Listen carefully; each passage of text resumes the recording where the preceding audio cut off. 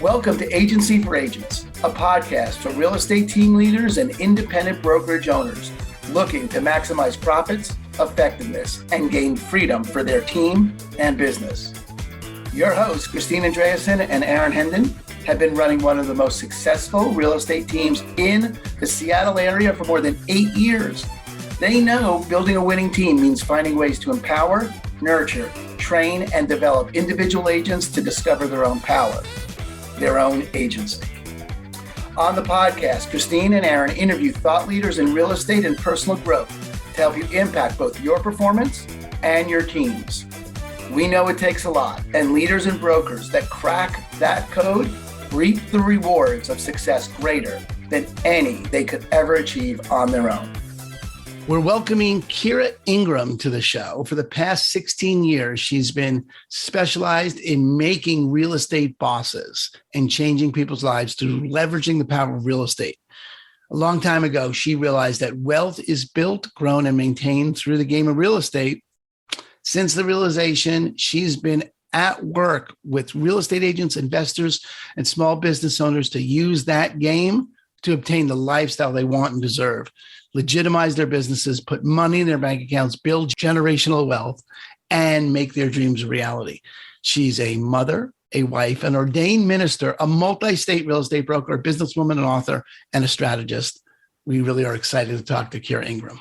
Well, then let's just jump in, Keira. Thank you for coming on. And I'm excited to find out what's working. It's exciting to me to be with someone who's so committed to their business and their family life and what you're building now in Philadelphia and being named the largest Black-owned brokerage in the city. Independent brokerage, yes. Independent brokerage in the city. Let's start there. Because the way we were just sharing pregame a little bit about that was surprising to you. You didn't have your eye on that number, that metric. Right. Talk about that. What do you have your eye on, and how many agents is that? And give me a sense of the world there. So we started with 3 agents in November of 2020, and now we are at 43 agents in June of 2022. So that's some exciting growth.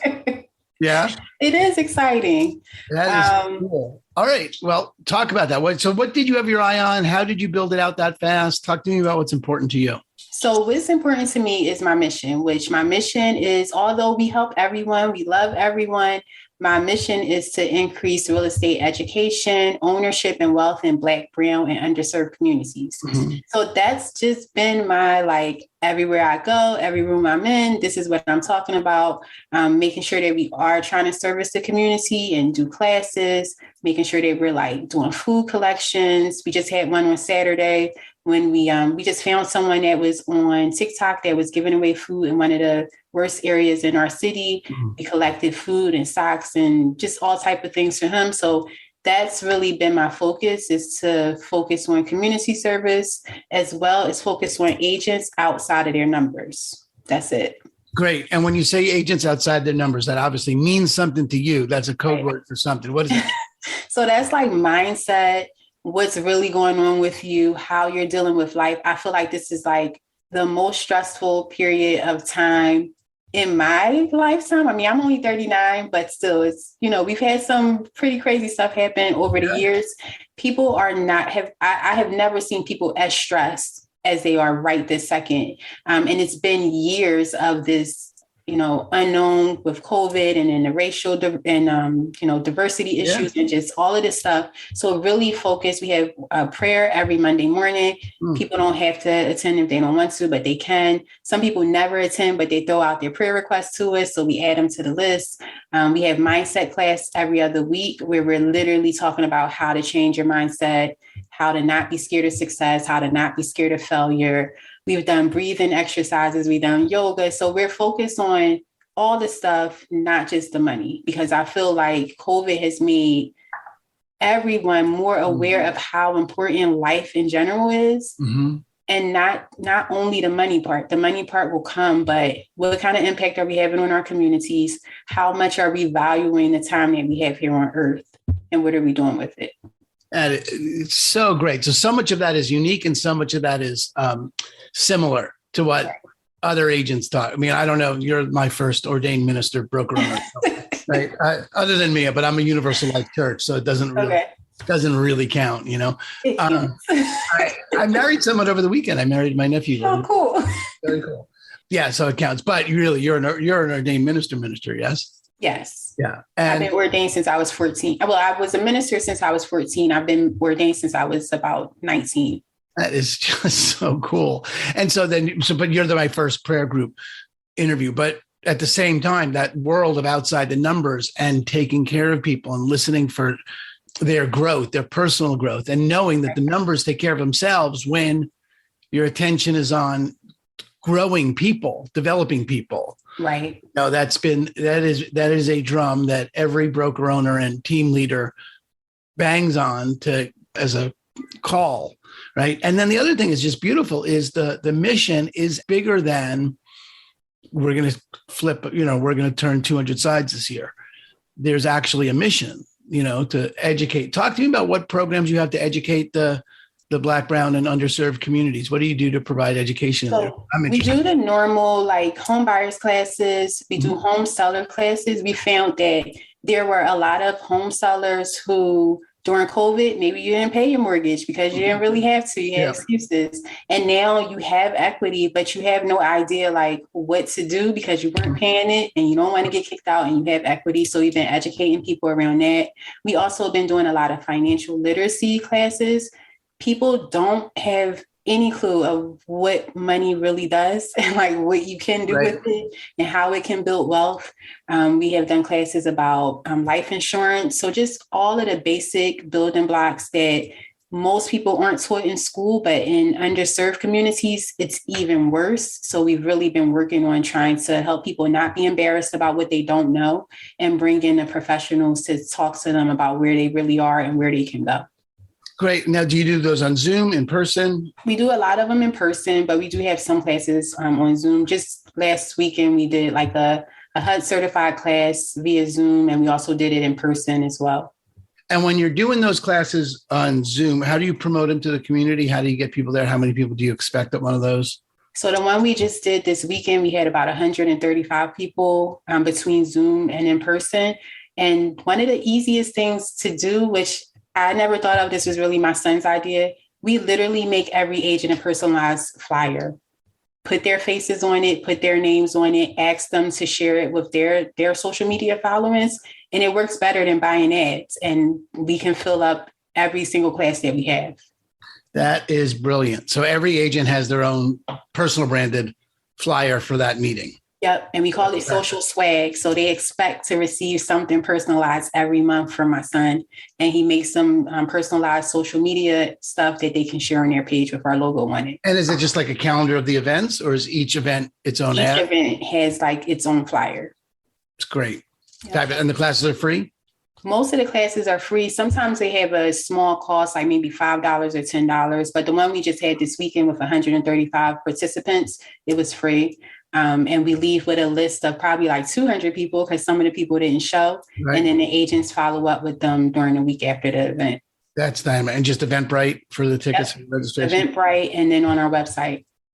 So cool. So great. And about how many of those do you do a month? We try to do 3 a quarter. 3 a quarter. Yep. Because we are broken up. One of the things I did with my brokerage is break it up into teams to make sure everyone feels touched. So each team leader has a certain number of people on their team, and each team is responsible for doing one community event every quarter. Great. So each team, so you have agents. So talk to me about the breakdown of your brokerage and how that works with your teams and the team leaders, and talk a little bit about how you compensate those people and what that looks like. So I feel like I'm the servant on the bottom, helping everybody that I can. And then over me would be our success coach. And then over him is our 3 team leaders. Each team leader is compensated with 15% of the brokerage side of the commission. So whatever I make, I'm paying them from that. So it's not that the agents are paying them, it's that I'm paying them. Our success coach is salary, so he makes a flat salary. And then as we reach certain goals, all of them get a bonus. So we reach our goal for the quarter, Then the success coach will get a bonus, as well as the admin team, as well as the team leaders. Excellent. And then the team leaders are responsible for up to 20 agents. Right now, they have about 14 people or so. Every time we have a new agent that comes on, all team leaders get to interview that agent after me or the success coach has interviewed them, and then they decide whose team would be a best fit for that person. Great. And how often do they talk to them? What's the coaching structure between the success? Easy for me to say. Success coach and the team leader. Do you talk to people every day? Where are people at in terms of their development? People must come in new, don't know how to write a contract versus someone who's done 20 slides last year. Right. So we have training ongoing that I teach as well as the team leaders teach, because they're more experienced than higher producing agents. Mm-hmm. So they try to teach maybe once or twice a month. They offer a class on a specific topic where they're holding the agent's hand through it. So we don't want it to just be like they're on Zoom listening to someone like blah, blah, blah, and they don't have their camera on or whatever. Like, this is a working meeting. Pull out your contract. Let's fill it out. Yeah. Pull out your MLS. Let's do a CMA together. So that's what they do. And then they're responsible for touching bases with their team at least once a week. Yeah. Yeah. Great. So each person on the team gets talked to by the team leader every week. Yeah. And the success coach every week separate. With the success coach, every other week they have mindset classes. Every week we have prayer that he leads. And then they can also book private time with him. He's also a licensed minister. So if they just want to talk about something personal that's going on in their lives, or if it's something related to the business, they can book an hour with him. That is freaking great. Thank you. That's just so inspiring. Talk to me about let's get into we started talking about the splits. What are the basic splits for the team? How do you work out your brokerage splits? As far as the agents are concerned? Yeah. So the agent splits range from 50-50 to 75-25. Okay. The team leaders are on an 85-15 split. Great. Fabulous. And the 75, the split ranges on the number of deals you do? No, the splits range on how much you participate. So we have this thing called participate, produce, or pay. They can participate, which means they come to at least 12 things we have every month. They can produce one transaction from the previous month, or they can pay $75 a month and they will have the 75 commission split. If it's a lead that we give them, that's on a 50-50. Great. That's so great. So clean. So nice. That's awesome. And try to keep it simple, but I know, but it really does. There's all sorts of, every time I talk to somebody about their splits, I think, okay, it's different than what we do, but it's not radically different than what we do. Right. And so everyone hears themselves like, oh yeah, okay. It's the splits aren't the thing. I think the thing that really is, do you know what's responsible for that kind of growth from 3 to 43 in just 2 years like that? Have you? I'm nice, but I'm tough at the same time. I really think that's it. Like, I really care about my agents. They know that I care. Everyone has my cell phone. It's not like I'm this, person that's too important. And they know I am busy. I have 4 kids and doing all of this stuff. So they do understand that. But literally everyone has my cell phone. Everyone can get in touch with me. And they know that when they give me their ideas, they know that I'm going to try to incorporate them into what we're doing. I feel like people are more inclined to help you grow when they know that they're a part of what's going on. Yeah. So if they feel like they're helping build it, they're going to refer their agents that they know in their lives and stuff like that as well. We also have a real estate school, which helps. We don't take everyone from the school, but we have a real estate school as well. Yeah. Very cool. Yeah. I would think that I wouldn't say that it's that because you're nice. I do think caring is a big, big, big difference. And then the mission. I mean, there's an integrity to the culture. Right. That you're talking about where people can see themselves. It's a self-selecting group of people right. that show up on your door ready to go. It's not for everybody. That's not everybody's mission. Right. But everyone you get, it is their mission. And they wouldn't be happy not fulfilling on their mission, at the big box brokerage down the street. Right. And it's fabulous, Keira. I just love Thank you. First of all, I love the mission. That mission is for me. I do first-time home buyer classes and seller classes for that very reason, because I'm, that people experience agency in their life, and building equity is the quickest way to experience agency in your life. Yeah. And home ownership is the access to equity for people. So that's my whole thing. But so I can hear a mission when it's there. You talk about Simon Sinek, the big why.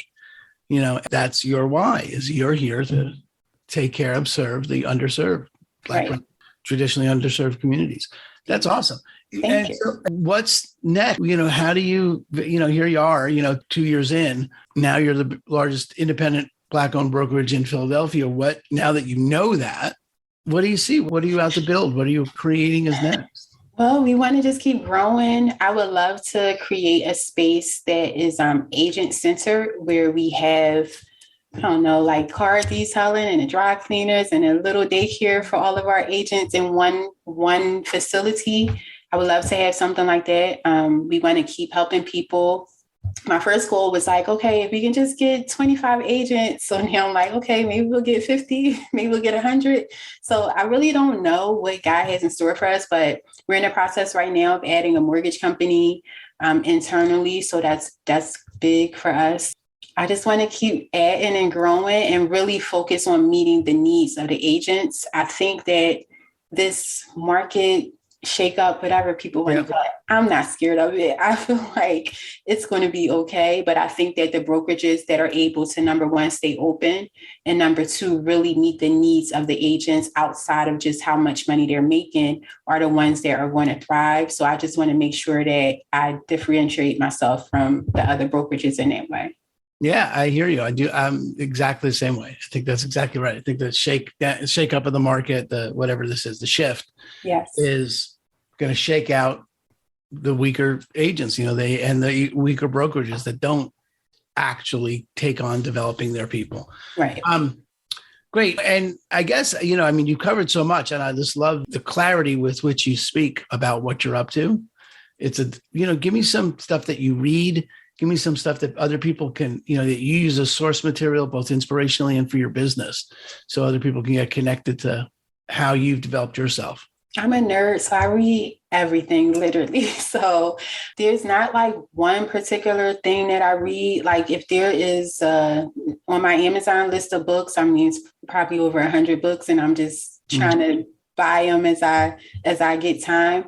But anything having to do with changing people's lives. Not so much business stuff. Like I've read a lot of business books, throughout my journey to where I'm at right now, but more so on being a good leader and really impacting my community. I really want to make sure that I'm using the platform and the money and the resources that I have to really make a difference. So I'm reading anything related to that.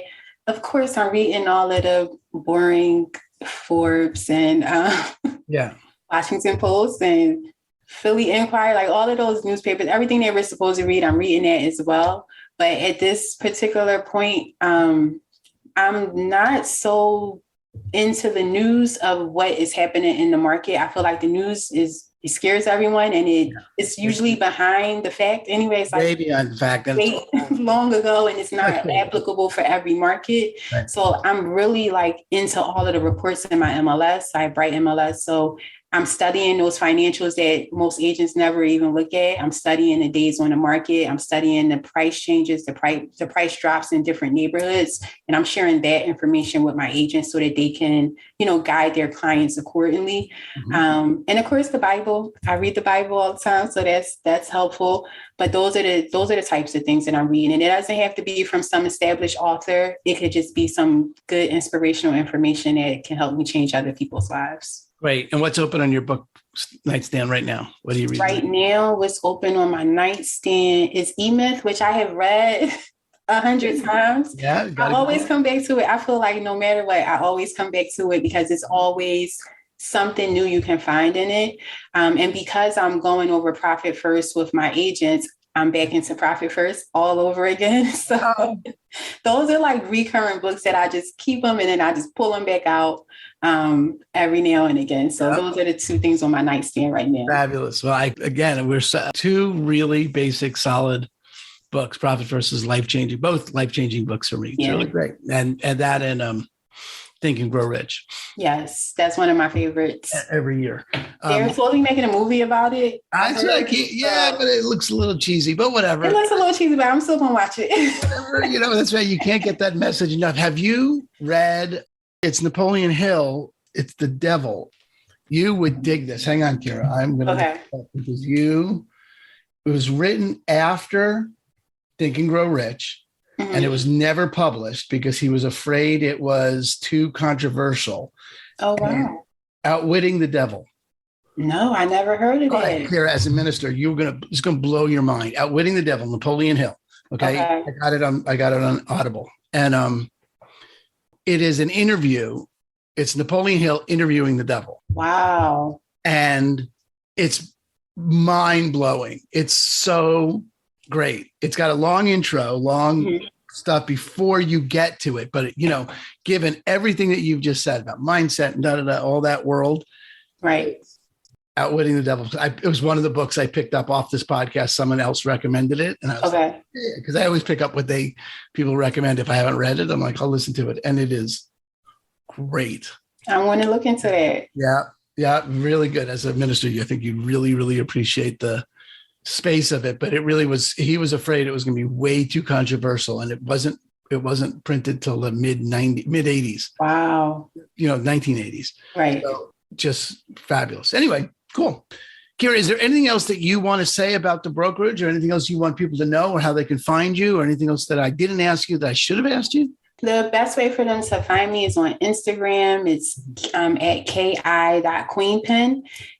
They can also find me online, www.keiraingram.com. You can stay up to date with whatever we have going on. Anything that you didn't ask me, everyone always asks me, how do you manage being a mom of four and running your business? Okay. How do you manage being a mom of four and running it? I don't believe in work-life balance, which is not the right answer, but that's my answer. I really make sure that when I'm spending time with my kids, I'm 100% focused on being a great mom.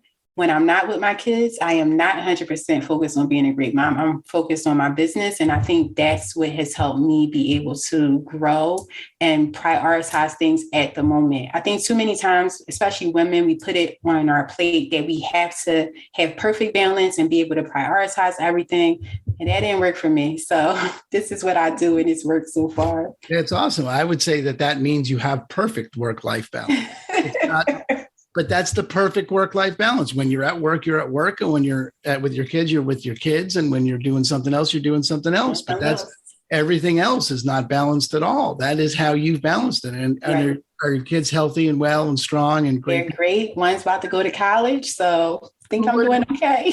You're doing okay.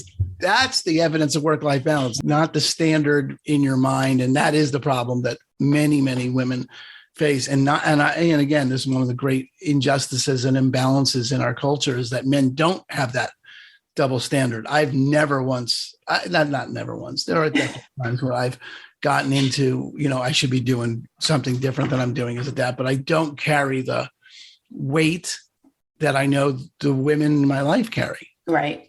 We get mom guilt either way, no matter what decisions we make. So. And there's really not very much dad guilt out there. Right.